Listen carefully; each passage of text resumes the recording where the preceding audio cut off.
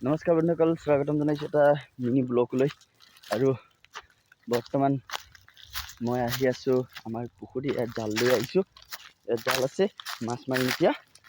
তো আছে পুখুৰীত মাছ কেইটামান, ডাঙৰ মাছ আছে 3-4টামান আৰু সৰু সৰু পুঠি মাছ আছে। এইটো পুখুৰী, মই ইয়াতে মাছ মাৰিম এতিয়া। আছে ছাইডত এইপিনে এটা পুখুৰী আছে আৰু এইটো পুখুৰী সিপাৰে এটা পুখুৰী আছে। 3টা পুখুৰী আছে আৰু বৰ্তমান মানে এইটো পুখুৰীতে সৰু সৰু মাছ পায় আৰু পুঠি মাছ পায় যে, সেইকাৰণে মানে ইয়াতে মাৰিব আহিছোঁ। আৰু ইয়াত ডাঙৰ মাছ এটাও আছে। সেইদিনাখন গোটেই দিনটো মাছ মাৰিলোঁ, কিন্তু ডাঙৰ মাছটো মই ধৰিবলৈ নোৱাৰিলোঁ। তাৰ কাৰণে আজি আহি গ'লোঁ। এইটো কিবা এটা দেখি পাইছোঁ, মাছ হয় নে কি হয় চাই লওঁ আগত দেই। মাছ নহয়।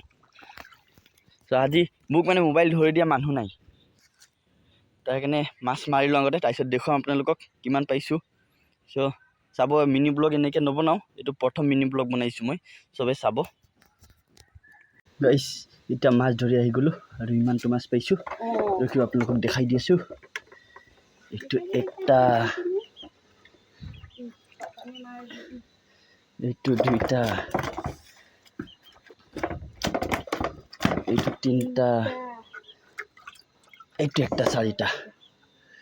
বাছ ৰাতিৰ সাজটোৰ কাৰণে হৈ গ'ল। এইটো এটা কান্ধলি আৰু ইয়াত আছে পুঠি মাছ কেইটামান। বাছ ৰাতিৰ সাজটোৰ কাৰণে হৈ গ'ল।